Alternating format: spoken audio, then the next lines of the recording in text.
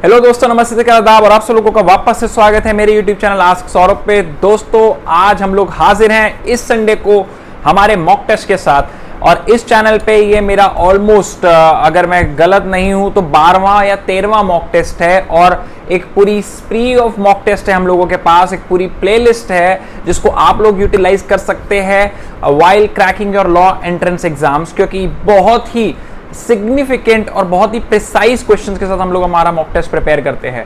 तो दोस्तों आइए बिना किसी समय को बर्बाद करें आज का मॉक टेस्ट शुरू करते हैं। जो लोग इस चैनल पर नए हैं वो इस चैनल को सब्सक्राइब कर लें। मॉक टेस्ट को करने का तरीका डिस्क्रिप्शन बॉक्स में लिखा हुआ है, the best way how to do a mock test. और साथ ही के साथ अगर आप लोग पहले से इस चैनल पर हैं और आप लोग इस मॉक टेस्ट को करते हुए आ रहे हैं तो भूलिएगा मत, इस वीडियो के एंड में आप लोगों को नीचे कमेंट बॉक्स में जाना है और अपने मार्क्स को जरूर पोस्ट करना है, ताकि बाकी बच्चों को पता चल सके कि उनका कंपटीशन का लेवल क्या है और कैसे कैसे लोग परफॉर्म कर रहे हैं, और मुझको पता चल सके कि ये मॉक टेस्ट कैसा बना था। तो दोस्तों बिना किसी समय को बात करें आइए शुरू करते हैं आज का मॉक टेस्ट और देखते हैं कि क्या क्या क्वेश्चंस पुट अप करे गए हैं इस मॉक टेस्ट में, जो कि हमारे लॉ एंट्रेंस प्रिपरेशन को और एनहेंस करेगा। तो ये सबसे पहला सवाल आपकी स्क्रीन पे आ चुका है। मैं पिछले कई मॉक टेस्ट से बच्चे मुझे पूछ रहे थे कि सर इंग्लिश कैसे आती है लॉ एंट्रेंस एग्जाम्स में, DULLB के में। तो मैं इस क्वेश्चन पेपर में इंग्लिश के कुछ क्वेश्चन डाला हूं और आप लोगों को दिखाता हूं कि इंग्लिश बेसिकली आती कैसे है DULLB के एग्जाम्स में। तो ये आपके सामने देखिए पहला क्वेश्चन है और उसमें डायरेक्शन दी गई है, in each of the following question out of the given alternative choose the one which is best express the meaning of the given word. तो नीचे एक वर्ड दिया गया, उसके क्लोजेस्ट साइनोनियम वे में कौन सा वर्ड है आपने उसको मार्क करना है। तो डेबोनेयर, डेबोनेयर का जो साइनोनियम है confident, elegant, charming, stylish, the answer is B elegant. तो डेबोनेयर का जो क्लोजेस्ट है दैट्स एलिगेंट। तो ऐसे आपको आएंगे, एक वर्ड आपको दे दिया जाएगा बहुत ही ज्यादा ऐसा अननोन सा, और उसका आपसे साइनोनियम या हिंदी में हम कहें तो पर्यायवाची पूछ लिया जाएगा। अगला क्वेश्चन हम चलते हैं second question. Second question talks about the same thing. इसमें वर्ड दिया गया फटीक। फटीक तो एक बहुत कॉमन वर्ड है। उसका क्या है, स्लीपी नहीं होता, weariness, drowsiness and sweating. Sweating, sleepy is out, drowsiness और वेरीनेस में से कंफ्यूज बच्चे हो सकते हैं, बट इसका जो आंसर है दैट्स वेरीनेस, दैट्स बी। यानी फटीक यानी कमजोरी का आना, वो है वेरीनेस के क्लोज। अगला क्वेश्चन है, या तो ऐसा क्वेश्चन आएगा कि आपको दे दिया जाएगा उसका सिनोनिम पूछा जाएगा, या ऐसा आएगा कि आपको एक पूरा लाइन दिया जाएगा and you would ask to substitute it with a one word. तो फियर ऑफ ओपन स्पेसेस क्या है? Fear of open space is known as agoraphobia. ठीक है। फोर्थ क्वेश्चन है, गवर्नमेंट बाय प्रीस्ट और govern which has its state religion क्या कहा जाता है? एरिस्टोक्रेसी, ओलिगार्की, थियोरोक्रेसी और सैसरडोटल। तो वो कहा जाता है दोस्तों थियोरोक्रेसी। तो थियोक्रेसी जो है basically that is nothing but in which the priest rules a state, और we can say a state have a religion. अब ये वर्ड देखिए, इंग्लिश में एक लाइन दे दिया गया है, and you have to fill in the blank with a suitable word. तो आप देखिए, Gangotri is dash by mountains on 3 sides. अब इसमें क्या होता है, यूजुअली आप जो नीचे ऑप्शंस दिए गए हैं आप उनको डालेंगे इस फिल इन द ब्लैंक में, तो आपको एक ना मतलब वो कहते हैं दी वे ऑफ सेंटेंसिंग से आपको आइडिया लग जाता है कि क्या जो आप फिल इन द ब्लैंक कर रहे हैं वो सही है नहीं। जैसे एग्जाम्पल करूँगा देता हूँ, देखिए लिखिए, Gangotri is hidden by mountains on 3 side.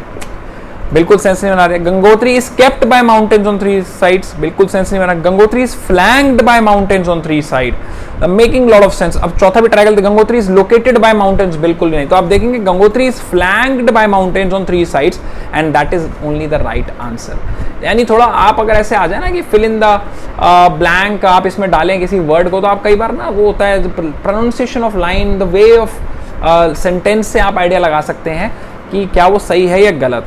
अगला सिक्स्थ है, his performance didn't come. Again same question है, इसमें भी फिल इन द ब्लैंक करना है। तो आप देखिए इसमें 4 ऑप्शन दिया, डाल के देखिएगा। His performance didn't come to my expectation, बिल्कुल नहीं। His performance did not come up to my expectation, that is making much more sense. His performance didn't come of my expectations, नहीं। His performance didn't come near my expectation, near is also making sense. But दोस्तों up to my expectation is the right answer. 6B, B is the right answer. जब आप बात कर रहे हैं something which haven't not been up to your expectation, हम कहते हैं ना कि this is not up to my expectation, तो इसमें up to is the right answer. The largest producer of sugar in the world is, the answer is A, Brazil. Brazil is the largest producer of sugar in the world. Then we have the weight of the cricket ball is approximately, देखा cricket सब लोग देखते हैं but किस किस को पता है कि क्रिकेट बॉल का वेट कितना है? इसमें देखिए क्वेश्चन में यही पूछा गया 3 आउंसेस, 4 आउंसेस, 5 आउंसेस और 6 आउंसेस, तो इट्स अप्रोक्सीमेटली 5 आउंसेस, 5 आउंस की क्रिकेट बॉल होती है। 1 आउंस में कितना ग्राम होता है? सब लोग कमेंट बॉक्स में नीचे कमेंट करके जरूर बताएं। The border of which two country is known as the 49th parallel line, and the answer to that question is USA and Canada. USA and Canada का जो border है that is known as 49th parallel line. What is Saudi Arabian currency called? दिरहम, भाट, दिनार, रियाल। तो दोस्तों बहुत सारे लोग इसमें दिरहम में कंफ्यूज हो जाएंगे, बट दिरहम सऊदी अरेबिया की करेंसी नहीं है। दिरहम कहाँ की करेंसी है बताएं कमेंट बॉक्स में। सऊदी अरेबिया की जो करेंसी है that's riyal, that's Saudi Arabian riyal. Who wrote the book Ignited Minds Unleashing the Power Within India? So the author of the Ignited Mind is basically APJ Abdul Kalam. A is the right answer. Where did 4th Nuclear Security Summit? तो आपको पता होगा nuclear summits होते हैं, 4 nuclear summits आज तक हुए हैं। पहला न्यूक्लियर समिट वाशिंगटन डीसी में हुआ था और चौथा जो रिसेंटली कंक्लूड हुआ है वो भी वाशिंगटन डीसी में हुआ है। थर्ड और सेकंड कहाँ हुआ है आप उसको जरूर पढ़ के जाइएगा, क्योंकि बहुत ही कम न्यूक्लियर समिट्स हुए हैं तो कुछ भी पूछा जा सकता है। Washington DC is the right answer, 12B। Principle, whoever causes death of any person by doing any rash or negligent act not amounting to culpable homicide shall be punished with imprisonment either discretion for a term which may extend to 2 years or with fine or with both. अब यहाँ पे इन्होंने बात करा है कि whoever causes death of any person by doing a rash or negligent act, इसमें क्या है? the resident of the adjoining slums were persistently using park for defecation, defecation यानी वो वॉशरूम के लिए पार्क यूज कर रहे थे, तो the chairman of DDA fenced that park with electric current with wire running current running on the wires. A trespassing slum dweller touched a live wire and was electrocuted. Can the chairman be held liable of the offense? दोस्तों जब आप लोग कुछ भी ऐसा fencing कर रहे हैं या कुछ गार्ड डॉग रख रहे हैं कुछ भी, तो आपको एक चीज़ का मेक श्योर करना है कि पहली चीज़ तो आप वार्निंग दें। दूसरी चीज़ आपको क्या करना है कि आपने ध्यान रखना है कि जो आप फेंसिंग कर रहे हैं या जो भी आप फोर्स यूज़ कर रहे हैं ट्रेसपासिंग को रोकने के लिए वो एक जायज़ हो, उसका ऐसा एक्स्ट्रा करिकुलेटेड या फिर एक्स्ट्रा ऐसा डेंजरस ना हो जैसा इस क्वेश्चन में पूछा गया है। एक पार्क को फेंस करने के लिए इलेक्ट्रिक वायर का कोई तुक नहीं बनता, ठीक है? तो वो अगर हम कहें कि that person did it in good cause, but that can never be in a good cause because electrocuting basically or covering the park with electric bar wire is not a use or sensible use. It's definitely an act of negligence, and इसमें C is the right answer because getting a park electrically wired is a rash and negligent act. 14. Principle, a person is said to cause an effect voluntarily where he intended to cause it or by means which at the time of employing those means he knew or he had reason to believe that it is likely to occur. So intention के बारे में इसमें बात करी गई है, voluntary intention. A sets fire by night to an inhabited house in large town. Inhabited house मतलब उसमें कोई रह रहा था। For purpose of facilitating robbery करने के लिए उसने घर को जला दिया and causes death of person. A plead that he has intended robbery but not causing death of and became sorry for the death caused by his act. Is A liable of causing death voluntarily? तो देखो voluntarily उसको इतना ज्ञान तो होना चाहिए कि अगर वो घर में कुछ लोग रह रहे हैं और आग लगा रहा है तो उस आग से घर जल सकता है और लोगों की मृत्यु हो सकती है। तो इसका जो आप प्रिंसिपल का सेकेंड पार्ट देखेंगे in which he is saying that at time of employing those means he knew or had reason to believe, so it's basically he should have a reason to believe that he is likely to cause a harm. So in this question answer is answer A, which is A is liable for causing death voluntary is the right answer. So दोस्तों 15th question क्या बात कर रहा है? 15th question talking about act done by children below 12 years of age are not offenses if they are not mature enough to understand the nature and consequence of the act. देखिए दोस्तों आपने डॉली इनकैपेक्स के बारे में सुना होगा। बिलो 7 years की as के बच्चा कोई भी क्राइम करता है तो उसको एब्सोल्यूट जो है वो प्रोटेक्शन है from getting liable under IPC, but 7 to 12 के बीच में यानी बिलो 12 एंड अबव 7 के बीच में पार्शियल प्रोटेक्शन है। और पार्शियल क्या है कि अगर बच्चे को पता है कि मैं क्या काम कर रहा हूँ और उसका रिजल्ट क्या होगा, या फिर वो एक किसी अपने एक्ट से दिखा देता है कि he was aware of the result of the act, तो वो पार्शियली प्रोटेक्टेड है, नॉट प्रॉपरली प्रोटेक्टेड। और वही इसके प्रिंसिपल बताया गया कि कॉन्सिक्वेंसेज तब हैं अगर उसको नेचर उसका अंडरस्टैंड नहीं है। तो इसमें क्या है, साहिल, a child of 10 years of age, find a gold coin in uncle's home. He gave the coin to his sister Rachna, who is 8-year-old. The uncle reports the matter to the police. Police conduct search and found the coin, which was kept with the toys of Rachna. तो दोस्तों आप इसमें देखेंगे जो साहिल है, साहिल ने coin uncle के यहाँ से लिया और अपनी बहन को दे दिया खेलने के तरीके में, और टॉयज के साथ उन्होंने उसको रखा। उसका मतलब ये कि उन लोगों को नहीं पता था कि वो लोग जो काम कर रहे हैं वो काम क्या है, यानी उनको अंडरस्टैंड नहीं था उस चीज़ का। तो इसमें ये जो है वो लाइबल नहीं होएगा। अगर वो इसको ले जाता बाहर और बेचता किसी को, या फिर उसका यूज़ करता किसी खर्चे में या कुछ चीज़ में, तो वो जानता होता कि उसका अंडरस्टैंड कर रहा होता कि भैया उसका रिजल्ट क्या रहेगा, तो शायद वो लाइबल हो जाता। मगर इसके अंदर क्योंकि उन लोगों को बिल्कुल अंडरस्टैंड नहीं था कि उन्होंने क्या काम किया, तो they are not liable. So neither Sahil nor Rachna is guilty of theft. D is the right answer. A person is liable for all direct consequences of his act which he could have reasonably foreseen as naturally flowing from the act. तो अगर कोई बंदा किसी चीज़ को देख लेता है कि मैं ये काम करूंगा तो उससे ये परिणाम होगा, तो वो उसके लिए लाइबल है। अब यहाँ पे क्या, Charu while driving a car at high speed knocked down Seema. A middle-aged woman was walking on the road. Seema got her leg fractured as a result of the accident. As Seema was suffering from diabetes, her leg had to be amputated. Seema filed a suit against Charu for damages for loss of leg. So दोस्तों basically इसके अंदर सीमा जो है उसकी leg cut जाती है चारू की गलती की वजह से, और सीमा चारू को कोर्ट ले आती है अपनी उस लेग की वजह से। देखिए, एक्सीडेंट करा चारू ने, she should be liable for that. उसके अंदर कोई डैमेजेस अगर सीमा को हुए जो कि फोरसीन थे कि अगर वो गाड़ी तेज चलाएगी तो सीमा को चोट लग जाएगी या सीमा की डेथ हो जाएगी, तो वो उसके लिए लाइबल हो सकती थी। मगर उसको ये नहीं पता था कि सीमा को डायबिटीज़ है, और अगर सीमा को चोट लग गई तो सीमा रिकवर नहीं कर पाएगी। ये एक फोर्सिंग इंसिडेंट के अंदर नहीं आता, और इसलिए जो इसमें चारू है वो उसकी लेग के जो है क्या कहते हैं इम्प्यूटेटेड होने से वो बच जाएगी, और उसको उसके लिए लाइबल नहीं करा जा सकता। इसलिए B is the right answer. Charu is not liable because she didn't know Seema was suffering from the disease of diabetes.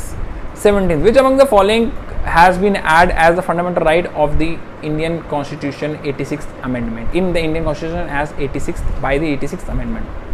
So दोस्तों, लिस्ट ऑफ इंपॉर्टेंट अमेंडमेंट्स आप लोगों ने अगर करी हो तो उसमें आप देखेंगे मैंने 86 अमेंडमेंट के बारे में बात करी थी, और वही क्वेश्चन यहाँ पे आ गया। और 86 अमेंडमेंट जो है वो राइट टू एजुकेशन को हमारे कॉन्स्टिट्यूशन के अंदर एक फंडामेंटल राइट रूप में आर्टिकल 21A के अंदर लेकर आया था, and that is the 86 amendment was all about. 18, special leave petition to appeal to the Supreme court is available from the decision of. तो special leave petition basically Supreme court के पास power होती है कि पहली बात तो सुप्रीम कोर्ट दो तरीके की पावर्स होती है, ओरिजिनल और अपेलेट। अपेलेट में क्या होता है, अपील, यानी आप नीचे की कोर्ट से केस लड़ते हुए आ रहे हैं और हाई कोर्ट पे के केस को ऑर्डर के अगेंस्ट आप अपील कर सकते हैं सुप्रीम कोर्ट में through an appellate jurisdiction. Original क्या होता है, ओरिजिनल जुरिडिक्शन सुप्रीम कोर्ट की क्या, स्टेट की लड़ाई, दो स्टेट और सेंटर की लड़ाई, ठीक है, मल्टीपल स्टेट्स की आपस में लड़ाई, तो ये जो है वो ओरिजिनल उसकी जुरिडिक्शन आ जाता है जो सुप्रीम कोर्ट के पास है। अपेलेट वाली है जो हाई कोर्ट से अपील करके आप ऊपर जा सकते हैं। उसके अलावा supreme court special leave petition SLP जिसे हम लोग कहते हैं अंडर आर्टिकल 136, वो कोई भी अगर केस है जो उसके निचले कोर्ट्स का या ट्रिब्यूनल्स हो या कोर्ट्स हो, उसका अगर वो कोई भी केस लेना चाहे थ्रू अपील, मतलब कोई बंदा सीधा डायरेक्टली सुप्रीम कोर्ट में चला जाए without following the procedure of appellate jurisdiction, तो Supreme Court SLP special leave petition के थ्रू अगर चाहेगी तो वो उस केस को ले सकती है। तो वो केस कहाँ से आना चाहिए, देयर सिंह एनी कोर्ट और tribunal, okay, any court tribunal administrative authority, okay, any court tribunal related to arm forces administrative tribunals only. The answer is A, any court और ट्रिब्यूनल। दोस्तों SLP का जो एक्सेप्शन है that is armed forces tribunal से कोई भी case जो है स्पेशल लीव के थ्रू नहीं जा सकता सुप्रीम कोर्ट में, ठीक है। तो SLP का जो एक्सेप्शन है वो है आर्म्ड फोर्सेस ट्रिब्यूनल, जो कि इसमें देखो आप ऑप्शन में दिया गया था। Under which provision of constitution the Supreme Court reviewed own decision, तो under 136 special leave petition and under article 137 Supreme Court अपने ऑर्डर्स को रिव्यू कर सकता है, जिसके अंदर रिव्यू पिटिशन और क्यूरेटिव पिटिशन के दोनों के कंसेप्ट इन्वॉल्व हैं। रिव्यू पिटिशन के अंदर सुप्रीम कोर्ट अपने ही दिए गए किसी ऑर्डर को एक फाइनल रिव्यू दे सकता है, ठीक है, और क्यूरेटिव पिटिशन जो है उसके अंदर सुप्रीम कोर्ट रिव्यू पिटिशन के बाद एक फाइनल स्टेप और देता है क्यूरेटिव पिटिशन का, यानी आखिरी स्टेप जो है जुडिशरी जस्टिस सिस्टम के अंदर, दैट्स क्यूरेटिव पिटिशन, और वो भी सुप्रीम कोर्ट देता है, that's covered under article 137। Supreme court के आर्टिकल 124 से लेकर 145 तक जो आपके आर्टिकल्स हैं बहुत इंपॉर्टेंट हैं, आप उनको ज़रूर करके जाएं। और मैं फंडामेंटल राइट्स के तवज्जो पे ही उन आर्टिकल्स को रखता हूं, क्योंकि हम लॉ का एस्पिरेंट्स हैं, लॉ का पेपर देने जा रहे हैं, हमें सुप्रीम कोर्ट के एटलीस्ट फॉर्मेशन और ऐसे पिटिशंस और इनकी नॉलेज होनी ही चाहिए। India has recently open it's new mission in which European country, नया इंडिया ने हाई कमीशन कहाँ खोला है, it's Lithuania. What does the phrase lex ex norma recti mean? So lex ex norma recti means law is a rule of right. When was the International Monetary Fund established? तो IMF कब established हुआ था? This under 1945. Press council of India is a statutory body, constitutional body, self regulatory body, private association. Statutory body क्या होती है? जो कि statute से एग्जीक्यूटिव जो हमारे लेजिस्लेटिव स्टैट्यूट यानी लेजिस्लेटिव जो लॉज बनते हैं उस स्टैट्यूट से बनी हो। कॉन्स्टिट्यूशनल बॉडी क्या होती है? जो कॉन्स्टिट्यूशन द्वारा बनाई गई हो। सेल्फ रेगुलेटरी बॉडी क्या होती है? जो सेल्फ रेगुलेट करती है, उसके लिए बनी। प्राइवेट एसोसिएशन तो आपको पता ही है। तो इसमें जो प्रेस काउंसिल ऑफ इंडिया है that's a statutory body. Who is the current chairman of press council of India? नीचे बताएं कमेंट बॉक्स में। Supreme court being the highest court of appeal is the most superior judiciary, but the various high court exercise judiciary even wider than that of Supreme Court under। तो high court, supreme court सबसे super हमारे judiciary system के जो highest pedestrian पे supreme court आता है, but high court जो है उसके पास एक चीज़ के अंदर जो है सुप्रीम कोर्ट से बहुत ज़्यादा पावर है, and that is during the provision of constitutional remedy. यानी जो फंडामेंटल राइट्स का जो अपना हमारे if anyone violates it, then जो पावर सुप्रीम कोर्ट के पास है रिट्स ऑर्डर करने की, वो पावर से ज़्यादा पावर हाई कोर्ट के पास under article 226 and under article 227 High court जो है अपने किसी भी सबऑर्डिनेट कोर्ट का नीचे से ऑर्डर मंगा सकती है और उस पर जो है वो केस चला सकती है और या फिर उस ऑर्डर को ठीक करने को कह सकती है। मगर सुप्रीम कोर्ट ऐसा किसी हाई कोर्ट के साथ नहीं कर सकता कि किसी हाई कोर्ट से वो ऑर्डर मंगा ले और उनको ठीक करने को उसको बोल दे। ठीक है, तो ये जो बेसिकली है, आप इवन मानेंगे नहीं, जब हम लोग बात करते हैं रिट ऑफ प्रोहिबिशन और रिट ऑफ सर्जरी की, जो कि जुडिशियल रिट्स हैं, उसके अंदर भी सुप्रीम कोर्ट हाई कोर्ट से कभी भी रिट्स के थ्रू कभी भी हाई कोर्ट के ऑर्डर्स को नहीं मंगा सकता। ठीक है, क्योंकि सुप्रीम कोर्ट और हाई कोर्ट जो है वो एक ही पेडेस्ट्रियन पे when it comes to the fundamental rights for the application of fundamental rights. इसलिए आपने हमेशा ध्यान रखना है कि सुप्रीम कोर्ट से ज्यादा पावर हाई कोर्ट के पास है when it comes to the application of fundamental rights under article 226 and article 227। तो इसके अंदर article 226 and 227 of constitution provides more power to high courts than to supreme court. India right to vote it's are basically constitutional right, it's not all fundamental right और statutory right नहीं है, constitution के अंदर दिया गया है, it's are constitutional right. Who held the first commission on backward classes? So first commission on backward classes was holded by Kaka Saheb Kelkar. Who said litigation is game in which court is the empire? So that is the thing which has been said by Pollock. 28. Who called directive principle as check on bank payable at the convenience of the bank? So that is said by K.T. Shah. Very famous statement. It's by K.T. Shah. मैंने इस बार कुछ statements भी डाली हैं आप लोगों के लिए, क्योंकि बच्चे books और statements के बारे में बहुत ज़्यादा बोले, तो मैंने कुछ statement इस बार डाली। Uniform Civil Code was discussed at length in the case of Golaknath में नहीं, केशवनंदा भारती में नहीं, शाह बानो में, यस, इंदिरा साहनी में तो आपको पता ही है मंडल कमीशन का केस था। Kesavananda Bharati was all about basic structure doctrine. तो Shah Bano C is the right answer. So the next question is in which year the age of voting as universal adult franchisee was lowered from 21 to 18 years? So this was done in which year? Done in 1988. And under which amendment? Comment box में बताइएगा under which amendment it is done. Guidelines issued by Supreme Court regarding sexual harassment in workplace case against women in historic Vishakha's case are law and binding on all courts in India by virtue of. So दोस्तों article 4141 talks about the precedents, यानी high court का जो order that's binding on the lower court. अगर आप लोग पढ़ रहे हैं सुप्रीम कोर्ट को ढंग से कॉन्स्टिट्यूशन में, तो आपको पता होगा आर्टिकल 14 के अंदर basically it is binding decision. Supreme court का हर एक डिसीजन जो है वो सारी लोअर कोर्ट्स पे बाइंडिंग है। Palimony is a term used to describe court और ordered financial settlement dispute relating to. तो पैलिमनी किस में दिया जाता है? एलिमनी तो आप लोगों को पता है कि खर्चा होता है, कब दिया जाता है? शादी के बाद जब खर्चा देना होता है वाइफ को, तो एलिमनी के अंडर आता है। पैलिमनी बेसिकली जो लिव इन रिलेशनशिप्स के लिए एक बनाया गया कंसेप्ट है। सो इसका आंसर जो है that's a. Which of the following is not principle of natural justice? Natural justice के 3 प्रिंसिपल होते हैं, ठीक है, जिसके अंदर आपका नेमो जुडिक्स इन सुओ कॉजा, यानी नो वन कैन बी जज इन हिज ओन कॉज। उसके बाद ऑडी अल्टरम पार्टम, यानी you have to give a just and fair hearing to the person. Third is a reasoned judgment. तो उसके अंदर जो पैक्टा सुंट सर्वेंडा, यानी basically talking about कि the contract need to be kept, वो है, वो बी जो है वो नेचुरल जस्टिस का पार्ट नहीं है। Which of the following is the principle subject of private international law? तो प्राइवेट इंटरनेशनल लॉ में जो प्रिंसिपल सब्जेक्ट कौन है? तो आप देखिए बात से ही पता चल रहा है प्राइवेट। तो प्राइवेट कभी भी टॉक्स अबाउट नेशन स्टेट्स नहीं है, उसमें सोसाइटीज नहीं होती, मल्टीनेशनल नहीं होता। That's public international law which covers nation states. It's B individuals are covered under private international law. Tribal people were referred as Adivasis for the first time by B.R. Ambedkar have called them Adivasi. Adivasis मतलब जो सबसे पहले पूर्ण काल से भी पहले से इस देश में रह रहे हैं उनको आदिवासी कहा जाता है। The right of minorities conferred in article 31 of the constitution is with respect to the establishment of, तो आपने अगर फंडामेंटल राइट ढंग से पढ़ा तो आपको पता होगा आर्टिकल 30 क्लॉज 1 जो है वो बात करता है एजुकेशनल इंस्टीट्यूट्स की किन के लिए, to the religious and to the linguistic minorities, यानी रिलीजन और लैंग्वेज के बेसिस पे आप लोग जो है वो अपना एजुकेशनल इंस्टीट्यूट्स लगा सकते हैं। तो 36 का A is the right answer. Supreme Court has held that hoisting a national flag at top of private building is a fundamental right under, so it's under 19(1)(a) under freedom of speech and expression. Expressing your love for your country is done under 19(1)(a) by hosting flag. For a valid Muslim marriage, often exception must be at the same place, often exception must be at the same time, often exception must be at the same time and same place, often exception may be different times and at different places. So दोस्तों इसका answer जो है answer C. अब कभी अगर किसी आप अगर किसी निगाह में गए होंगे तो आपने देखा होगा कि लड़का लड़की साइमल्टेनियसली उनसे कबूल है करवाया जाता है।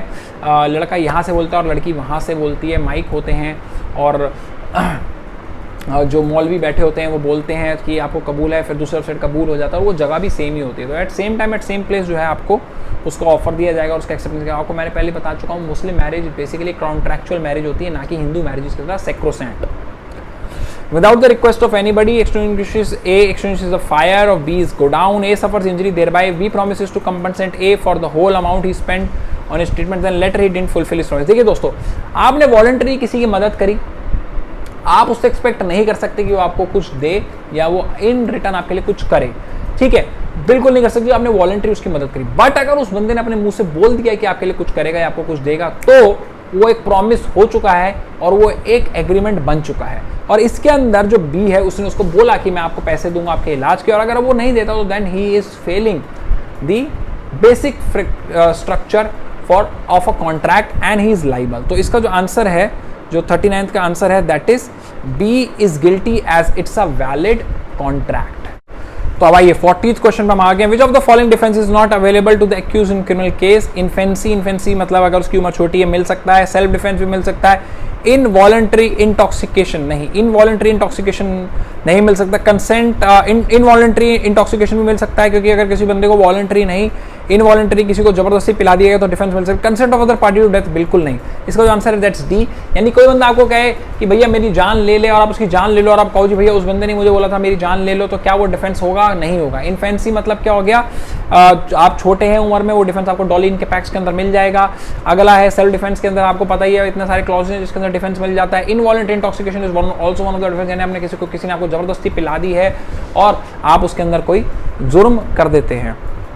41 stock which of the following doesn't require minimum 5%? Dacoity के अंदर चाहिए, राइटिंग के अंदर भी चाहिए, अनलॉफुल असेंबली के अंदर, रॉबरी के अंदर नहीं चाहिए। रॉबरी के अंदर जैसे 5 से ज़्यादा लोग रॉबरी कर दें दैट बिकम्स अ डेकॉइटी, ये भी याद रखना। 42 the procedure of amendment of Indian constitution was borrowed from where?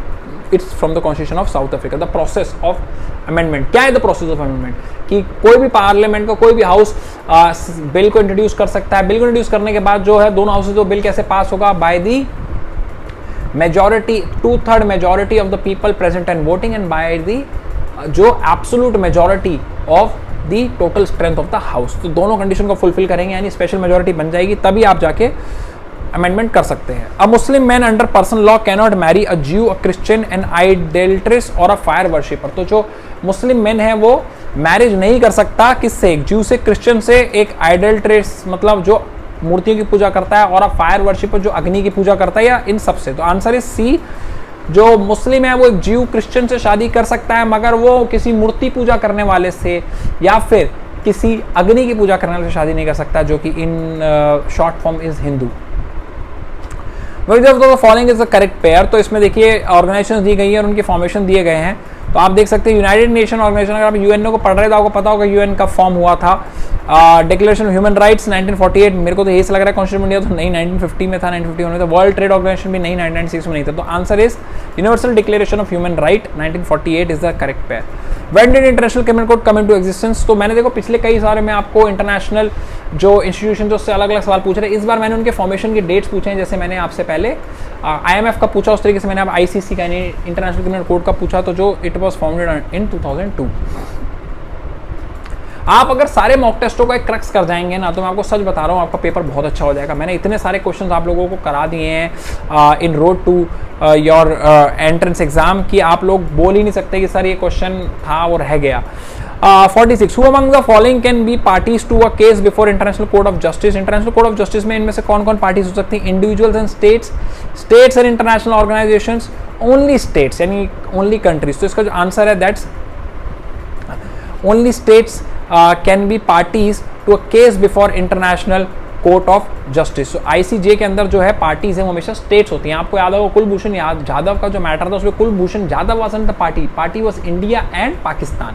तो जो स्टेट्स है they can only be parties in ICJ.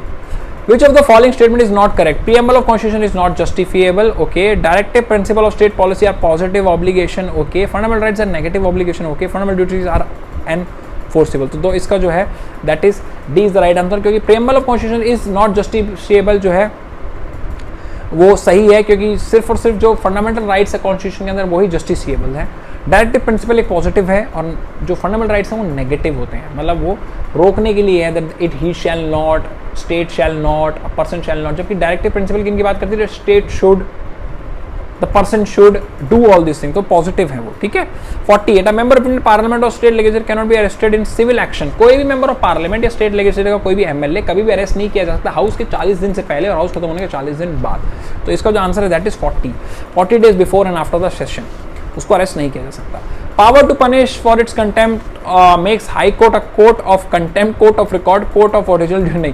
इसका जो answer that's be a court of record. Supreme court is also court of record और इसलिए वो contempt कर सकती है किसी को भी उनके खिलाफ कोई भी टिप्पणी या कोई गलत चीज करने से।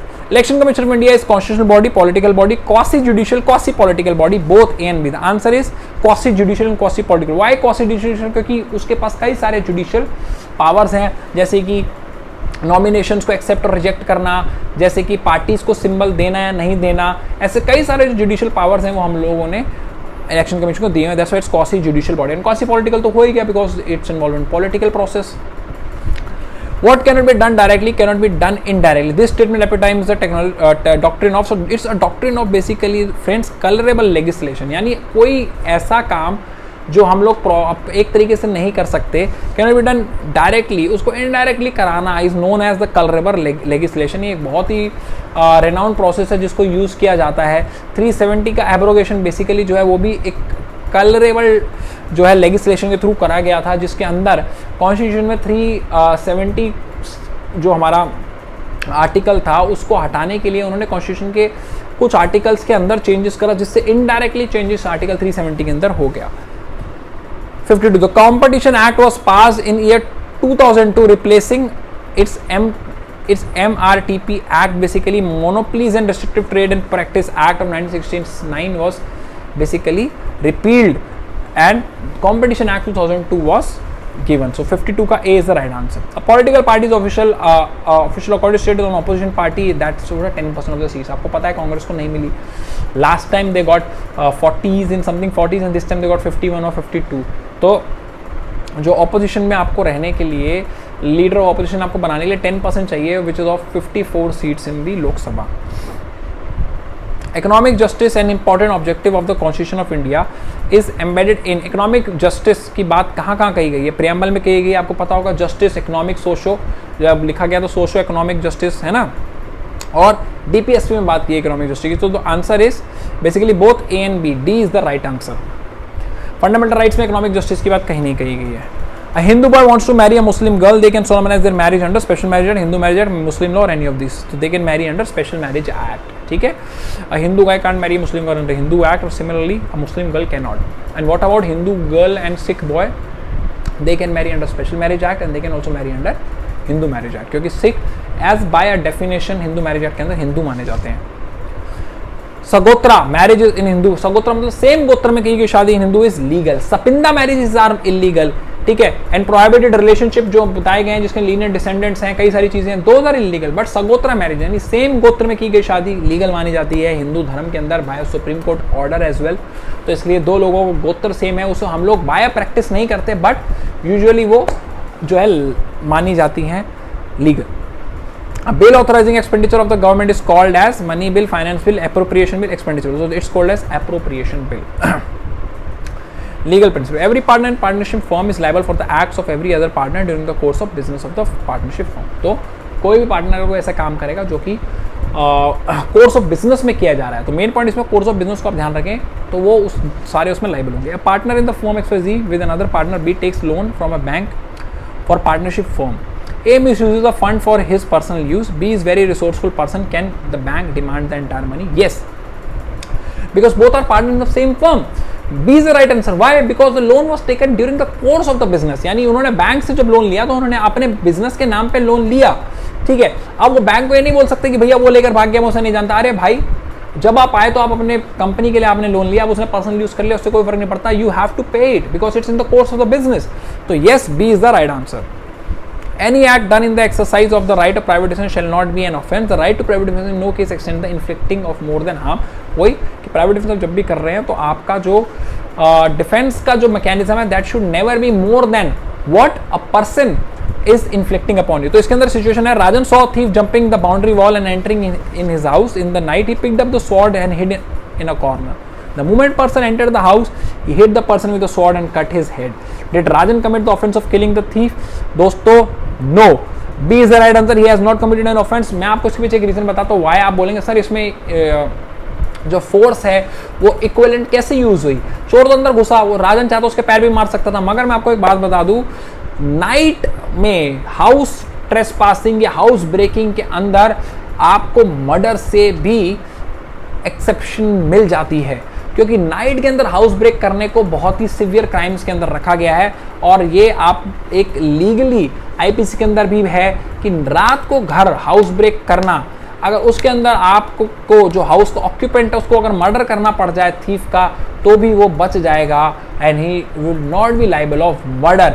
कब? रात में ट्रेसपासिंग और हाउस ब्रेक करना, रात में, दिन में नहीं। यही काम अगर इसने दिन में किया होता इस बंदे ने, तो क्या पता तब राजन जो है वो पक्का लाइबल हो जाता। मगर रात में किए गए हाउस ट्रेसपासिंग और हाउस ब्रेकिंग के अंदर जो मौत है, यानी private defence to kill someone तक का यूज किया जा सकता है। सिमिलरली ऐसे private defence to kill someone का जो एक्सेप्शन है वो रेप के अंदर भी है। यानी आपको कोई रेप कर रहा है या आप पे कोई तेजाब फेंक रहा है, उसके अंदर अगर लड़की उसका मर्डर कर दे, तो राइट टू प्राइवेट डिफेंस के अंदर वो टू किल समवन की आप अगर जाएंगे तो एक्सेप्शन आप देखेंगे, तो उसमें नाइट ट्रेसपासिंग और हाउस ब्रेकिंग एट नाइट जो है वो भी उसके अंदर आता है। तो इसके अंदर इसलिए ये नो होगा कि he has not committed any offence. 60 the Delhi High Court decision in Naz Foundation for the marriage of same gender removed. तो आइए सेक्शन 377 रिमूव कर दिया गया था आईपीसी का। International development association lending agency, तो देखिए ये international development lending agency is administered by IDA is administered by international bank of reconstruction and development. तो दोस्तों बेसिकली अगर आपने वर्ल्ड बैंक के बारे में पढ़ा होगा तो world bank is comprise of 3 banks, तो उसमें से एक बैंक जो है वो IDA होता है। And international bank of reconstruction and development is basically a short form, a full form of world bank. Between the assassinations is a book written by Arvind Adiga, a very renowned writer who wrote Thus Capital, that's written by Karl Marx। Books आप लोग बोलते रहे books के question डालिए sir, तो मैंने इसमें books के क्वेश्चन भी डाले हैं। Who among the following does not hold his office at pleasure of the president, यानी जब तक प्रेसिडेंट चाह रहा है तब तक वो बंदा बैठा है कुर्सी पे, ऐसा कौन है? Chairman of UPSC, speaker of the Lok Sabha, attorney general of India, control order general. तो दोस्तों स्पीकर ऑफ लोकसभा बेसिकली अपनी कुर्सी पे होता है जब तक लोकसभा चाह रही है, यानी द मेंबर ऑफ पार्लियामेंट जब तक चाह रहे हैं तब तक वो कुर्सी पर है। जिस दिन मेंबर ऑफ पार्लियामेंट ने चाहा नहीं तो वो हट जाएगा। तो 5 years एंड विल और द प्लेजर ऑफ प्रेसिडेंट जो है वो अलग कंसेप्ट है, और लोकसभा के अंदर जो स्पीकर को चूज करने का कंसेप्ट है वो अलग कंसेप्ट है। Which time zone does India fall into GMT 5.3। Which is the present law commission of India? It's the 21st law commission of India. Who is the chairman? आपने बताना है मुझे नीचे। Who is the author of the book A Judge's Miscellany? Again another book I've written. It's written by Justice Dalveer Bhandari. Justice Dalveer currently serving in ICJ. The founding member of movement for right to information. Right to information का सो लड़ी थी अरुणा रॉय ने, तो B is the right answer. Choose the fundamental rights available to Indian citizen but not to the aliens, any international citizens. So freedom of speech and expression जो basically है, no, that is only for Indian citizens। आप freedom of speech and expression को अगर पढ़ेंगे article 19 को ढंग से पढ़ेंगे तो that is only guaranteed to Indian citizens। and equality before law is for everyone। right of minorities is only for Indian citizens। protection of life and liberty is for everyone। A is the right answer, 1 and 3। first Lokpal bill introduced in which year in the parliament? So Lokpal bill जिस पे अन्ना आंदोलन हुआ था that was first introduced in 1968। अन्ना आंदोलन देखिए 2000 13 में हुआ, 14 में हुआ, और जो फर्स्ट लोकपाल बिल है वो 1968 में आया था, and that bill was introduced by no one else than Shanti Bhushan, the father of Prashant Bhushan. Eco mark is issued by its Bureau of Indian Standards, gives eco mark. Justice must not only be done but also appear to be done, and may I add must be paid for being done. तो ये जो line है ये कही थी किसने? This line है said by Henry Cecil. What does UNESCO deals with? UNESCO किससे डील करता है? International economic social community matters no, international ecclesiastical matters no, international education scientific and cultural matters. C is the right answer. Who described international law as positive morality? So it's been described by John Austin. What is positive morality basically? What is positive law? Positive laws are the laws which have been made by humans. Positive morality it says कि भैया moral obligations हैं बस international law में, कोई किसी की forcible obligations नहीं है, क्योंकि सारी दुनिया में जो सब लोग हैं वो अपने स्टेट का इंटरेस्ट सबसे ऊपर रखते हैं, उनके लिए इंटरनेशनल इंटरेस्ट सबसे ऊपर नहीं है. वही कारण आप देख सकते हैं इंडिया ने भी जो है वो पॉजिटिव मोरालिटी का सहारा लेके रशिया यूक्रेन वॉर के टाइम में रशिया से तेल मंगा रही है, क्योंकि इंडिया का इंटरेस्ट जो है वो सर्वोपरि है. तो कोई भी ऐसा, जॉन ऑस्टिन का मानना था कि कोई भी ऐसी पावर नहीं है वर्ल्ड में जो कि इंटरनेशनल लॉ में लोग बाकी स्टेट से लॉ फॉलो करवा सके, सिर्फ नेम और शेम किया जा सकता है, बाकी और कुछ भी नहीं. इसलिए it's just a positive morality law. Full form of TRIPS. TRIPS is basically related to intellectual property. So it's a trade related aspects of intellectual property. Who among the following have proposed concept of Arthar? Arthar किसने दिया था? तो Arthar was given by Andy Ridley. Company showing apparent concern on environment by fake methods and shortcuts to appear as environment friendly. तो जो company fake green cut और वो सब करती हैं, those company as known as green washing. तो green washing is a term. India has signed a pact with which country for the reintroduction of cheetahs? Cheetahs आने वाले नामीबिया से. Current affairs शुरू हो गए हैं. Which country will host Asian Games in 2023? It's China. Latin Hewitt inducted into International Tennis Hall of Fame in July 22. Hewitt belongs to which country? तो Latin Hewitt used to play for Australia. Lawn tennis player. Which Western African country was reported to have first outbreak of Marburg virus? अभी monkey chicken pox भी चल रहा है, monkey pox के बारे में भी थोड़ा पढ़ लेना. And Marburg virus was is the first case have been come in Ghana. Jerusalem Declaration, which has been seen in the news, is a strategic agreement between Israel and which country? So it is Israel and USA. So 83 question is European Council recently granted candidate status to which country? So the answer is Republic of Moldova. Ukraine के साथ Republic of Moldova को दिया गया. तो आप लोग Ukraine पढ़कर जाएंगे और रिपब्लिक ऑफ मोल्डोवा पूछ लेंगे. स्मार्ट क्वेश्चन है, जो बच्चे इंटेलिजेंटली पढ़ रहे हैं उन्हें पता होगा. Which country are the members of I2U2? तो I2U2 अभी रिसेंटली बनाया गया है इंडिया, इजराइल, यूएई और यूएस द्वारा, क्योंकि इसका नाम बहुत ज़्यादा आया था क्योंकि यूएई और इजराइल इस पैक्ट के अंदर है, which is very very rare sight, क्योंकि जो इजराइल है is in enmity terms with all the Gulf countries and UAE is one of the Gulf country. India is projected to surpass China as the world's most populous country in which year? So answer is 2023. आप लोग देखेंगे 83 के 2 question आ गए, तो इस बार आपको 101 question मिल गए इस क्वेश्चन पेपर के अंदर. तो अपना जो मार्क्स है वो 101 में से कैलकुलेट करना, 404 में से, ध्यान रखना. 223 is the right answer. So 85 talks about the 222 resilient democracy statement is associated with which global association? So it was G7 who have said launch the 222 resilient democracy statement. The UN Ocean Conference 22 started in which city? So it started in Lisbon. Lisbon is in which country? Comment box में बताइएगा. Pallavi Singh from India has won Mrs. Universe divine title at the finals which are held in which country? So it was South Korea where Mrs. World happened, Universe happened. Who has been crowned Femina Miss India? Femina Miss India Sydney Shetty, recently 2022 में Femina Miss India Sydney Shetty. Who has won the 2022 William E. Colby Award? So William E. Colby Award basically जो है CIA के director थे कॉल्बी, तो ये एक army और intelligence की अवार्ड है, तो ये मिला है अभी रिसेंटली वेस्ली मॉर्गन को.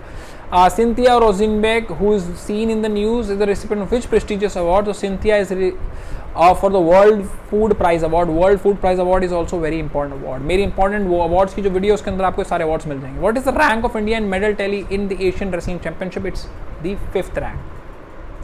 Which of the following are called Bretton Woods twins? So Bretton Woods twins are basically IMF and World Bank, क्योंकि ये दोनों के दोनों जो है Bretton Woods Agreement से निकले थे.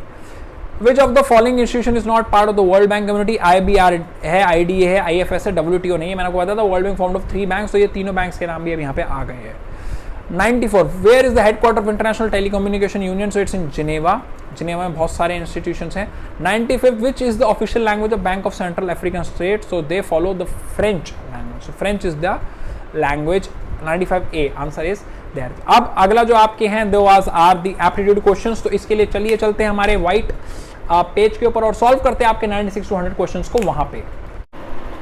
तो दोस्तों 96 क्वेश्चन क्या कह रहा है, वो कह रहा है पॉइंटिंग टू अ फोटोग्राफ निलिसिटा said she is the only granddaughter of my grandmother's daughter। तो निलिसिटा क्या कह रही है कि उसकी जो ग्रैंड मदर है,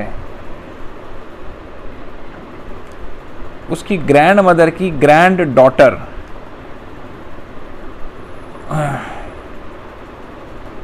तो अगर आप देखें तो निलिसिटा की ग्रैंड मदर की ग्रैंड डॉटर निलिसिटा भी हो सकती है, बट पॉइंट ये है कि निलिसिटा जो है वो इकलौती नहीं बोली गई, तो निलिसिटा की कोई बहन भी हो सकती है जिसको हम एक्स ले लेते हैं। तो उन ग्रैंड मदर की जो ग्रैंड डॉटर है, निलिसिटा की जो ग्रैंड मदर, उसकी ग्रैंड डॉटर, उसकी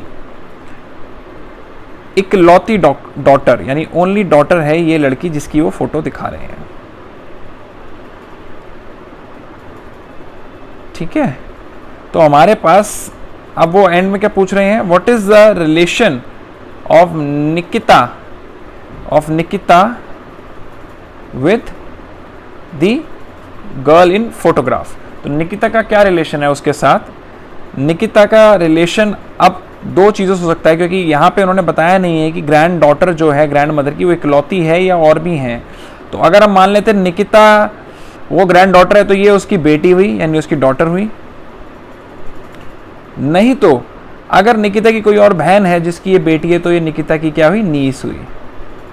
तो इन दोनों के अलावा इस लड़की का और निकिता से कोई रिलेशन हो नहीं सकता। ना ये सन हो सकती है क्योंकि ये लड़का नहीं है, ना ये नेफ्यू हो सकती है क्योंकि ये लड़का नहीं है, ये लड़की है तो इसलिए डॉटर या नीस में होगी। तो हमारा ऑप्शन अगर आप देखें तो ऑप्शन बी जो है उसमें सेम चीज़ को लिखा गया है। So the B is the right answer. चलिए अब चलते हैं हम लोग हमारे क्वेश्चन नंबर 97 पे। 97 क्वेश्चन क्या कह रहा है देखते हैं आइए। तो 97 क्वेश्चन जो है वो कह रहा है a lady gentleman is shopping, a lady a gentleman is shopping in a market when lady's friend happens to meet them. तो एक लेडी और एक जेंटलमैन यानी दो लोग शॉपिंग कर रहे थे मॉल में, then lady's friend happen to meet them. The friend ask the lady who is the gentleman with you. तो वो पूछते हैं कि भैया ये जेंटलमैन आपके साथ कौन है। तो लेडी रिप्लाई करती है the gentleman's mother in law, यानी जो वो व्यक्ति है जिसको हम जेंटलमैन को जीएम लिख लेते हैं उसकी जो मदर इन लॉ है यानी उसकी मदर इन लॉ, उसकी जो मदर इन लॉ है वो and my mother in law, और जो लड़की है जो लेडी है उसका एल लिख लेते हैं, उसकी जो मदर इन लॉ है। देखिए रिलेशनशिप वालों में आपको डायग्राम बनाने पड़ेंगे, रफ शीट आपको मिलेगी, जरूर बनाएं तभी आपको क्लैरिटी रहेगी। ठीक है, तो वो कह रही है the gentle's mother in law and my mother in law related as mother and daughter. तो यानी जो जेंटलमैन की जो मदर इन लॉ है वो मदर है किसकी, लेडी की मदर इन लॉ की। तो यानी इनडायरेक्टली जो जेंटलमैन है, जो जेंटलमैन है वो क्या हुआ। अब देखिए जेंटलमैन की मदर इन लॉ लेडी की मदर इन लॉ की जो है मदर है, तो यानी जो जेंटलमैन है वो इस लेडी का क्या हुआ, हस्बैंड हुआ। क्या हो गया, हस्बैंड हो गया। और लेडी क्या है इसके साथ, लेडी जो है वो इसकी डॉटर इन लॉ है, तो हस्बैंड की क्या हुई, डॉटर इन लॉ। तो आपका जो आंसर है वो इसमें होगा ऑप्शन सी। ठीक है, ऑप्शन सी 97 का जो आंसर है दैट इज ऑप्शन सी। आइए चलते हैं अब हमारे 98 क्वेश्चन के ऊपर। तो 98 क्वेश्चन बेसिकली क्या कह रहा है, वो कह रहा है इन अ रो चिल्ड्रन फेसिंग टूवर्ड्स नॉर्थ। तो नॉर्थ की तरफ जो है सारे बच्चे बैठे हुए हैं, उनका फेस नॉर्थ की तरफ है। वो कह रहे हैं Ojas is fourth to the left of Abbu. तो जो अब ओजस है he is fourth to the left of Abbu. तो मैं मान लेता हूं कि अब्बू जो है वो यहां पे हो जाएगा, अब्बू के फोर्थ है ओजस। तो क्या हो गया, Abbu is 1, then you have 2, then you have 3 and then you have Ojas. तो ओजस के लेफ्ट में, अब्बू के लेफ्ट में ओजस है। नाउ व्हाट दिस सेइंग, अब्बू who is 10th from left, तो जो अब्बू है he is 10th from left, तो अब्बू के 10th के लेफ्ट क्या होगा 1 2 3 4 5 6 7 8 9 एंड 10। तो ये अब्बू क्या हो गया 10th हो गया फ्रॉम लेफ्ट से, क्योंकि हम नॉर्थ की तरफ देख रहे हैं तो हमारा लेफ्ट इस तरफ ही जाएगा। Now we have Ashi second to the right of Abbu, तो जो आशी है वो अब्बू के सेकंड में है। And Ashi happens to be 8th from the right, तो Ashi is 8th from right, तो व्हाट ही गोना डू 1 2 3 4 5 6 7 8। तो ये आशी जो हो गई 8th हो गई फ्रॉम द राइट, क्योंकि हम लोग नॉर्थ को तरफ देख रहे हैं तो हमारा राइट इस तरफ ही रहेगा। चलिए अब वो क्या कह रहा है, how many children are there in the, तो काउंट कर लीजिए इसको 1 2 3 4 5 6 7 8 9 10 11 12 13 14 15 16 17 18 19। तो 19 इज द आंसर। 19 चिल्ड्रन है इस रो में, और जो ऑप्शन ए है, A is your right answer. Very good. तो चलिए अब हम चलते हैं हमारे 98th क्वेश्चन की तरफ, जो कि डायरेक्शन से है और क्या बात कर रहा है, आइए हम देखते हैं इस डायरेक्शन के क्वेश्चन को। तो ये कह रहा है राजा स्टार्टेड फ्रॉम पॉइंट ए। तो डायरेक्शन के क्वेश्चन में आपको पहले भी समझाया है कि जब डायरेक्शन के क्वेश्चन आते हैं then you have to first, सबसे पहले आप लोगों ने क्या काम करना है डायरेक्शन के क्वेश्चंस में। डायरेक्शन के क्वेश्चंस में आपने सबसे पहले बना लेना है अपना डायग्राम। डायग्राम किस चीज़ का, डायग्राम ऑफ डायरेक्शंस। तो हमारा डायरेक्शंस का डायग्राम क्या बनता है, आपको सबको पता ही होगा, दैट नॉर्थ ऊपर होता है, साउथ नीचे होता है, and then we have east on the right side of north and west on the left side of north. तो ये आपका जो है डायग्राम बन गया। ठीक है, इस डायग्राम को आपने बना लेना है। इसको बनाने के बाद हमने क्या काम करना है, हमने करना है उस डायग्राम को ड्रॉ जो क्वेश्चन में आया है। तो क्वेश्चन में ही they're asking for what, they're saying कि Raja started from point A. तो ये पॉइंट ए है, राजा ने पॉइंट ए से स्टार्ट किया है, and he goes towards north. तो नॉर्थ का हमारा ऊपर की तरफ, तो राजा नॉर्थ की तरफ गया है to point B which is 8 kilometre. तो ये 8 किलोमीटर राजा चला है। ठीक है, अब from point B what he have done, from point B he then turn the right. तो पॉइंट बी से ही टर्न द राइट, यहाँ पे चला गया वो। ठीक है, and he moved 7 kilometre to point C. तो अब 7 किलोमीटर यहाँ पे हो गया और ये पॉइंट सी पे आ गया राजा। अब from point C he turn first right. तो क्या है, पॉइंट सी के डायरेक्शन ईस्ट की तरफ, उसका राइट कहाँ हो गया, साउथ की तरफ। तो कहाँ पे आएगा ये, he came now 5 kilometre to point D. तो ये पॉइंट डी पे आ गया राजा। अब पॉइंट डी से उसने क्या किया है, पॉइंट डी से ही टुक अनदर राइट। तो जो पॉइंट डी का राइट है, अगर आप देखेंगे पॉइंट डी यहाँ पर है, तो पॉइंट डी का राइट किधर हो गया, इस तरफ, बिल्कुल। तो अब ये राजा यहाँ पे कितना आ गया, 7 किलोमीटर। 7 किलोमीटर ये यहाँ पे आ गया पॉइंट ई पे।